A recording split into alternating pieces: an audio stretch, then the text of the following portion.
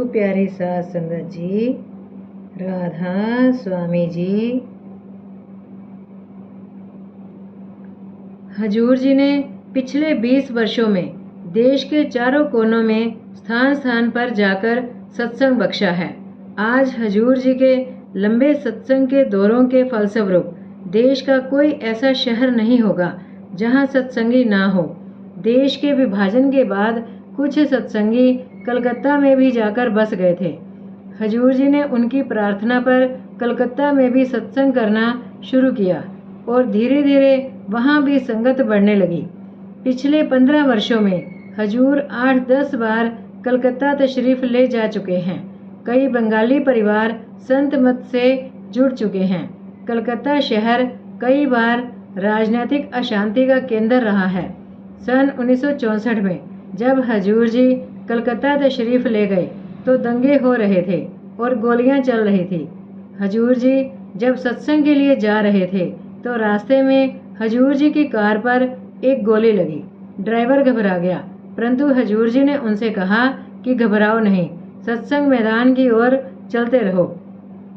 हजूर जी ने इस तरह की अशांति में भी बड़े प्रेम के साथ 1.5 घंटे सत्संग किया। सत्संग मोहम्मद अली पार्क में था, जहां पूरे सत्संग के समय गोलियों की आवाजें आती रहीं। हजूर जी को देखकर संगत भी शांतिपूर्वक बैठी रही।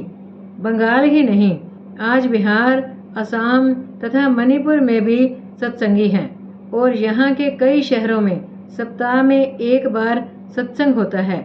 इसी प्रकार मद्रास, आंध्र प्रदेश, केरल आदि में भी अनेक सत्संगी हैं और हजूर बेंगलोर, मद्रास, हैदराबाद आदि स्थानों में सत्संग के लिए जाते हैं।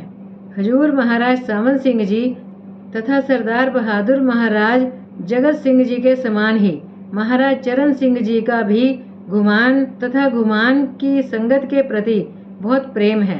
साथ ही आपको अपने सतगुरु के जन्म स्थान महिमा सिंह वाला का भी बहुत ख्याल है। हजूर बड़े महाराज जी अपने गांव महिमा सिंह वाला जाते रहते थे, किंतु वहां सत्संग शायद ही कभी किया हो। हजूर महाराज चरण सिंह जी ने महिमा सिंह वाला में सत्संग करने का निश्चय किया। महिमा सिंह वाला लुधियाना से 14 मील दूर है। जनसंख्या 1000 के आसपास है। यहाँ के लोग स्वभाव से ही वीर और स्वाभिमानी रहे हैं।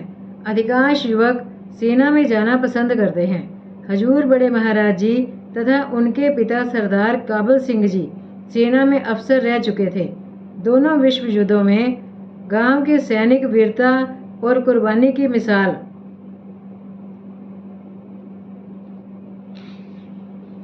कायम कर चुके हैं, परंतु गांववासी संत मत से शुरू से ही दूर रहे।